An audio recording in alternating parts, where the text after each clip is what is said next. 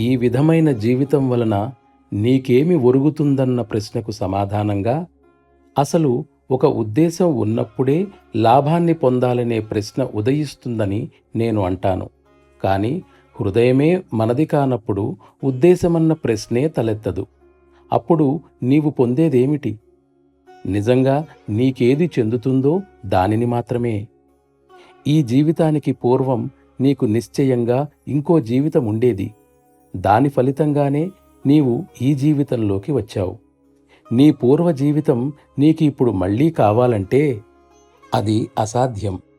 రాబోయే జీవితాన్ని గురించి కూడా చింత అవసరం లేదు. కారణం, నీ మనస్సును, హృదయాన్ని వేరొకరికి అర్పించావుని చెప్పావు కనుక. వైవిధ్యమే జీవితం. వైవిధ్యమే లేకుంటే జీవితానికి అర్థం ఏమిటి? అది ఏ విధంగా సంభవించింది? మూలంలో ఉన్న అసలు వస్తువును మరుగున పడవేసేటంత మేరకు మనం మన ఆలోచనలని ఘనీభవింపజేశాము అన్నదే దానికి సమాధానం అవుతుంది. మిరుమిట్లు గొలిపే సౌందర్యాకర్షణ మాత్రమే దృష్టిలో ఉంది. దానితో పరవశం చెందేటంతగా మనం దాని వ్యామోహంలో పడిపోయాం. మత్తెక్కిన కైపులో నీవు బొంగరంలాగా తిరుగుతూ ఆనందాతిశయంతో గంతులు వేశావు. నీ స్వీయ నిర్మాణంలో ఎటువంటి పాత్ర వహించాలో దయవుంచి ఇప్పుడు నిర్ణయించుకో.